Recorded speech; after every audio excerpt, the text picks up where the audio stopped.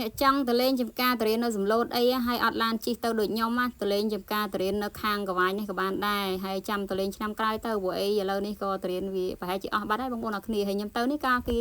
ម្សិលមិញថ្ងៃអាទិត្យហ្នឹងឯងហើយក៏ថាប្រហែលជាមួយថ្ងៃ2ថ្ងៃទៀតអស់ហើយអញ្ចឹងមើលទៅឆ្នាំក្រោយចាំទៅលេងហើយនេះគឺផ្លូវដែលខ្ញុំជិះទៅបងប្អូនអរគ្នាតាមរង្វង់មូក្រូចនេះបាត់ទៅផ្លូវទៅវាវែងណាហើយឆ្លងកាត់តម្រៃសនេះនិយាយទៅគឺជិះប្រហែលពីរង្វង់មូក្រូចទៅកន្លែងផ្លូវចូលទៅចំការទៅរៀនហ្នឹងប្រហែលជា40នាទីអីបងប្អូនអរគ្នានេះខ្ញុំជិះម៉ូតូណាហើយនេះផ្លូវបាត់ចូលហើយផ្លូវនេះគឺផ្លូវទៅរកោសួរគេទៅបើសិនជាបងប្អូនធ្លាប់មកហើយគឺច្បាស់ជាស្គាល់ហើយបើតែបើអត់ស្គាល់ទេយើងអាចសួរគេទៅថាផ្លូវទៅចំការទៅរៀននៅខាងរកោអញ្ចឹងណាហើយនេះហើយតាមផ្លូវទៅនេះក៏ស្ងាត់ដប់ដែរនិយាយទៅគឺលក្ខណៈថានៅចំការអញ្ចឹងណាហើយនេះចំការទៅរៀនគេដែរប៉ុន្តែលក្ខណៈតូចឯងបងប្អូនអរគ្នាអត់ទាន់ដល់កន្លែងចំការដែលធំហ្នឹងឯណាហើយផ្លូវទៅនេះក៏ស្រួលជិះដែរកាលពីប្រហែលជា9ឆ្នាំ9ឆ្នាំមុនហ្នឹងគឺខ្ញុំធ្លាប់មកគឺផ្លូវពិបាកជិះមែនតើឥឡូវនេះគឺមកដល់កន្លែងក្បាលចំការហើយបងប្អូនអរគ្នាហើយឃើញសត្វអីរត់នេះនិយាយទៅគឺខ្ញុំទៅឃើញលើកទី1បងប្អូនអរគ្នាអញ្ចឹងក៏ឈប់មើលទៅឲ្យឲ្យកូនមើលអញ្ចឹងណាហើយធ្លាប់ថាឃើញតាមទូទស្សន៍ទៅតាមទូទស្សន៍ឬតាមទូរស័ព្ទអីចឹងណាពេលថ្ងៃនេះគឺបានឃើញសត្វគេហៅសត្វអីគេបងប្អូនសត្វក៏វែងសត្វអូទ្រីខ្ញុំរនឹកឃើញហើយមានសត្វកម្ពុជានៅត្រង់ផ្សេងមានសត្វក្រួចមានសត្វកងោកអីចឹងណាហើយអត់បានថតទេបានថតតែសត្វអូទ្រីនេះបងប្អូនអរគ្នានិយាយថាឡើងធំមែនទែនហ្មងបងប្អូនខ្ញុំធ្លាប់ឃើញតាមទូរស័ព្ទមកគេជិះនិយាយថាល្អមើលមែនទែនហើយកូនខ្ញុំគេថាសត្វនឹងដើរបង្ហាញម៉ូដឃើញគេដើរនោះឃើញគេដើរទង្វងអីចឹងណានិយាយទៅសត្វប្រហែលជា3 4ក្បាលដែរ4 5ក្បាលដែរចឹងណាបងប្អូនហើយនេះក្នុងត្រង់គេនេះបងប្អូននេះចំណៃគេ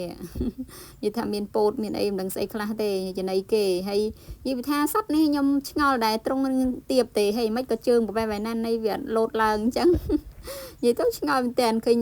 លបងគេខ្លីៗអញ្ចឹងណាប៉ុន្តែវារត់លេងចុះឡើងអញ្ចឹងណាដល់ពេលអញ្ចឹងចង់សើចតាហើយប្រមាណទីឯងវិញបើសិនធ្វើត្រង់កម្ពស់ហ្នឹងវិញដឹងតែលោតហើយចេញអស់ហើយបងប្អូនអើយហើយសัตว์នេះវិញឡើងប្រព័ន្ធអានេះហើយលបងគេឡើងខ្លីខ្ញុំឆ្ងល់តែជើងវាប្រវែងនេះមិនក៏វាអត់ផ្លោះលបងចេញអីអញ្ចឹងហើយវារត់តាមអាលបងនិយាយទៅគេធ្វើលក្ខណៈលបងធ្វើរង្វែងអញ្ចឹងណាវារត់ឈូឆវាឃើញម៉ូតូអញ្ចឹងបងប្អូនអរគ្នានិយាយទៅក៏ផ្លូវវារត់នឹងឡើងសឹកអស់លីងអស់ស្មៅលីង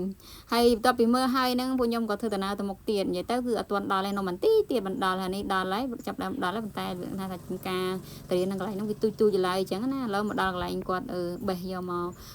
លក់ទុកឲ្យមួយឬក៏មានភ្ញៀវមករកទិញដល់ចំការអញ្ចឹងណាបងប្អូនអរគ្នាហើយបើនិយាយរឿងតម្លៃត្រេនវិញនៅចកាហើយនឹងនៅផ្សារក្បែរផ្ទះហ្នឹងគឺតម្លៃប្រហែលគ្នាដែរទេ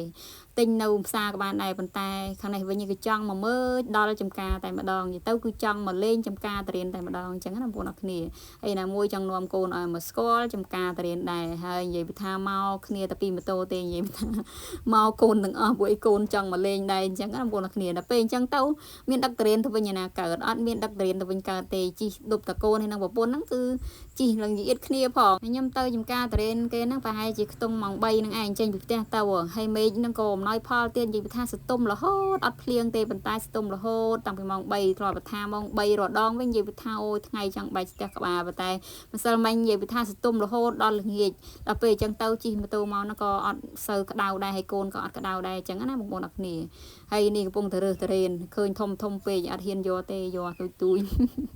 មិនដឹងថារើសត្រូវឬរើសខុសអីពួកអីធ្លាប់ពុះអាត្រេនធំមកវាសបកក្រាស់អញ្ចឹងណាអញ្ចឹងហើយនំគ្នារើសតាទូច